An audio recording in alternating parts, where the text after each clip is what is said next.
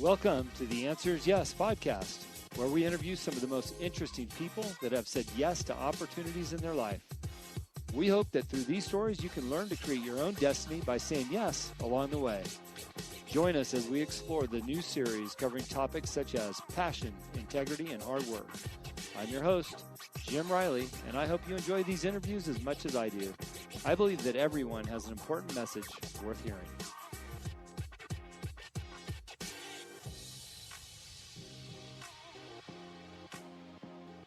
Today I interview Grant Parr, M.A. He is a mental sports performance consultant focusing on high-impact and combat sports. His consulting practice uses mental performance techniques and strategies to help athletes and coaches gain a competitive edge in their sport performance. And you might ask, why is he on The Answers Yes? Well, like a few of our latest guests, I think it is so important that we have mental strength, physical strength, and health to be better business people, to make better business decisions, and be the best that we can at our jobs and what we do in our lives. So I'm trying to bring more value to my audience through these types of guests, and I think Grant is the perfect fit for us all to listen to. So please enjoy this interview with Grant Parr, the performance specialist. Hello and welcome to the Answers Yes podcast. Thanks for tuning in.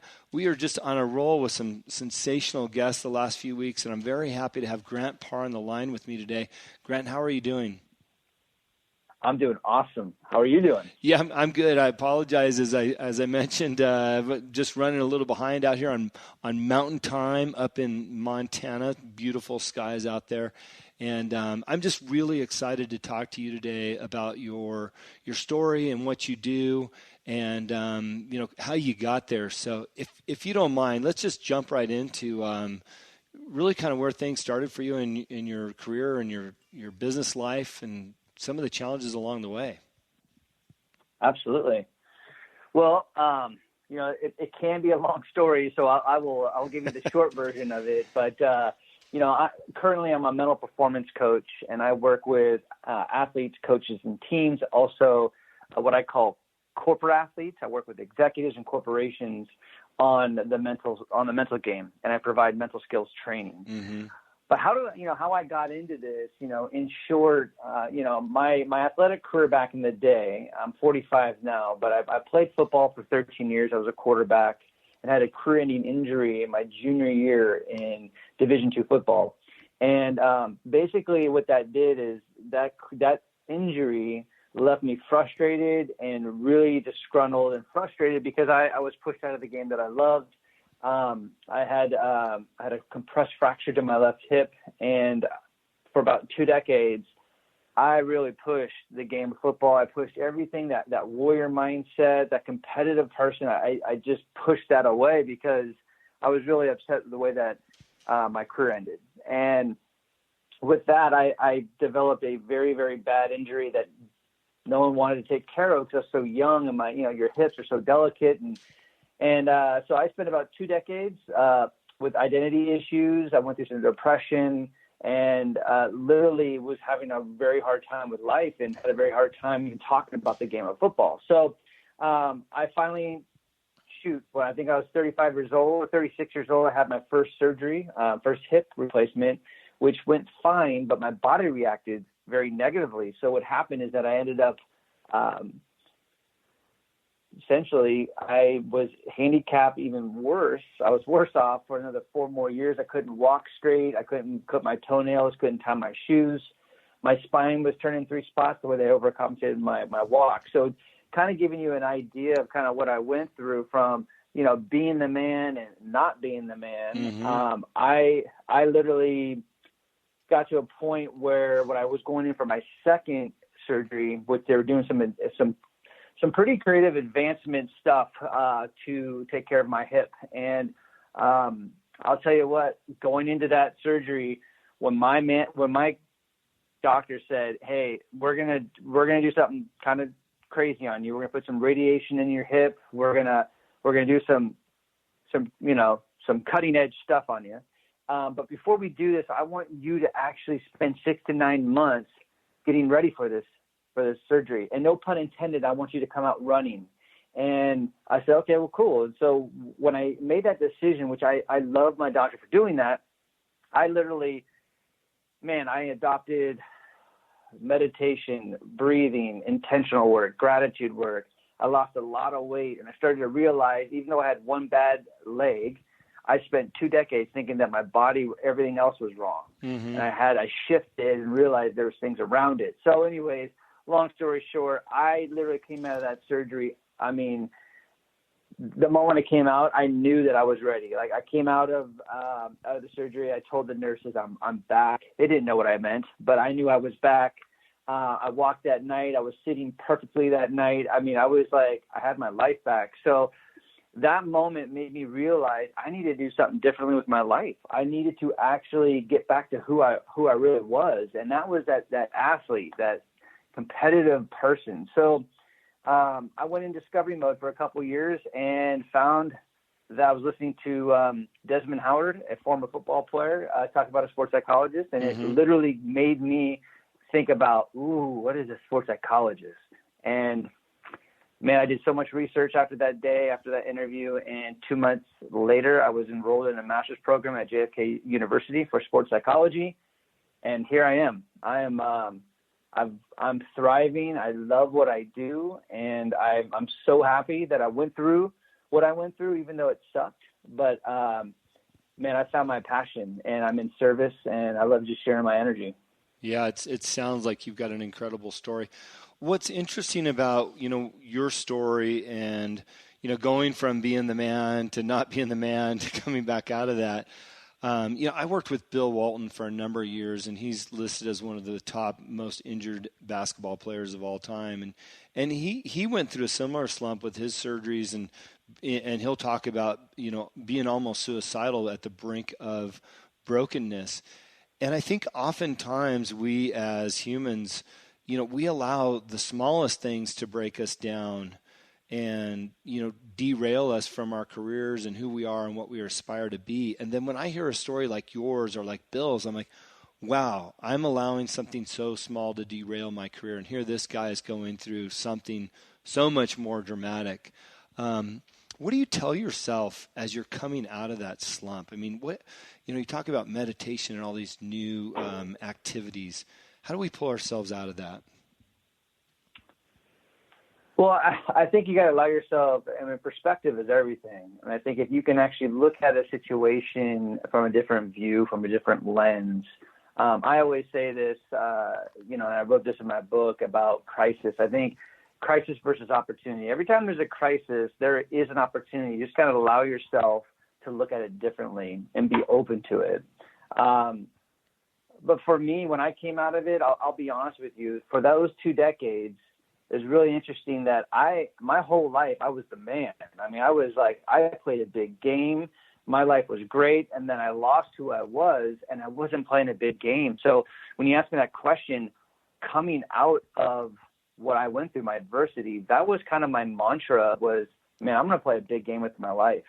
And I didn't know what that meant. I just felt good saying it. And now I've formalized that, what it looks like and what it feels like, and I'm living it. And I still have so much more to play in this game as far as how big and how far I want to go, but I'm on my path. And so that was kind of my thing, is like, let's just play a big game. Let's play a big game with my work and who I am and within my relationships. Mm-hmm. And it sounds like you're having fun with that and making that transition out of, being in the dumps into turning it into, as you suggest, a big game. 100%. I mean, it's, my energy is my offering. And I know there's moments where I'm feeling a little off. I feel a little stressed out. There's just a lot of stuff that, that I'm dealing with mentally. But once I get in front of a client, once I get in front of a team, man, my energy just shifts. And it's just, it's a beautiful thing, because I had never experienced that throughout my whole corporate career in sales, where I had felt that when I played football and when I coached football. But this is a little bit more different. I feel like I'm more connected to my work. I feel like I'm more in service with my work. And when you're connected and you're in service and you know your purpose and you're tapping into your joy, man, it's fun. It's really fun. Yeah. What tips do you give people in your position now to help find that joy or to extract that from their mental space so that they can live that same type of life? Well, I think allowing yourself to, I think if we're not living our passion or if we're not tapping into our joy, I think that's kind of our goal, is to do that. And you've got to allow yourself to be open and be vulnerable and do some work, like have fun with the discovery process. I mean, the way that I did it, I had 4 quadrants that I kind of like for about a year and a half or so. I loved sports. I loved music. I loved health and fitness, and I loved supplements and, what I put in my body. So I literally allowed myself to be very vulnerable in this process that took a year and a half or so to really reach out to people within those areas. Because I was like, if I can wake up in the morning and I can literally have a job or a passion that's in one of those quadrants, man, I'm going to feel pretty happy. So I allowed myself to have some space.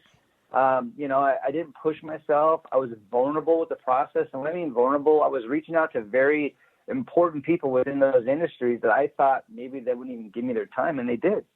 So I don't know. I just think being vulnerable and showing up in the moment and just trusting yourself. Yeah, I want to go down a road that we talk about often on this show, but I just don't know if it resonates with people, or people tend to believe that it's more fluff and cloud than anything else. And that's the notion of working and being happy in what you do. We say it, I believe it, I'm doing what I love to do. But I think oftentimes people perceive that as a cliche, or, there's no way that I could enjoy what I do because I have to do this to make money. How do we get people out of that mental space and to actually believe it's okay to love what you do? Yeah, there's the way that I think about that. And again, I apologize to your listeners. I feel that's just kind of an old way to think.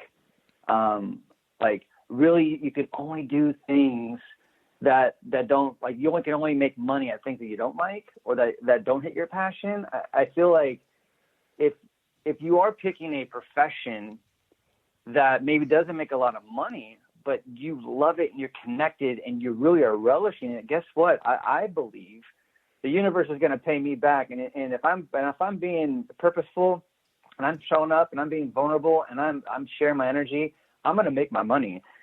That's just kind of me, and that's coming from possibility. So, and I understand everyone has a different background and different dynamics and different financial responsibilities. But when it comes to the notion, like, yes, you can love what you do. You can wake up and be passionate.